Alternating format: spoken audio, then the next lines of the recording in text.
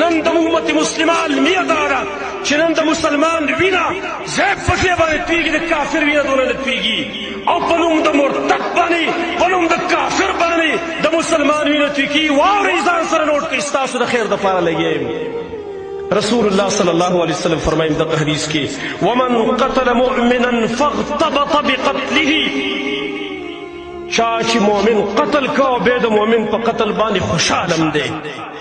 خوشحالي پې مناوه یو کار وکړم مرتدم قتل کافرم قتل هغه به وایي زه مسلمان یم دی وایي نه ته مرتد یې هلته ګوره سړي صرف دا ویلي زه مسلمان یم ویل نور څه هم نه ویلي زه مسلمان یم او نبي صلی الله علیه وسلم هغه قاتل باره کې څه وایي ستا د استغفار نه الله انکار کړی دی ومن قتل مؤمنا فاغتبط بقتله چا چې مؤمن قتل کو د مؤمن په قتل بیا خوشحالم دی فاغتبط بقتله په دې کې ډېر تفسیرونه علما نقل کړي او تفسیر پکې هغه دام دی چې د مؤمن په قتل باندې بیا خوشحالم دی خوشحالي مناوي ګډېږم لم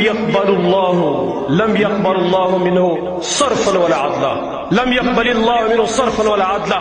الله تی نفلی عبادت هم نه قبلی و الله تی فرضی عبادت هم نه قبلی ام دقه حدیث کی وسر بیا ابو الدرداء رضی اللہ عنہ نقل لی لا يزال المؤمن معناقا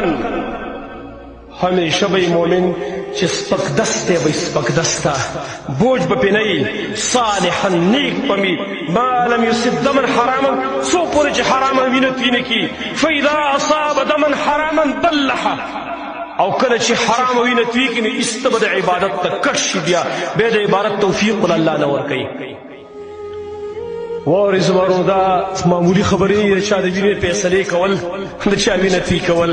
په دې نوم باندې چې دا مرتد دی دا کافر دی لږ سوچ وکړئ زمرو هغه خلک دې واوري چې کوم خلک دا قتلونه بې ځایه کوي لږ سوچ وکړئ چې یو مسلمان یو مؤمن په باندې صرف دومره ثابته ده چې دی وایي چې زه مسلمان یم انی مسلمون سلام پیش کیا مسلمان ثابت دی داغی قتل ناروا دی نو کم کس تا ته لا اله الا الله محمد رسول الله وایي نو هغه څنګه وژني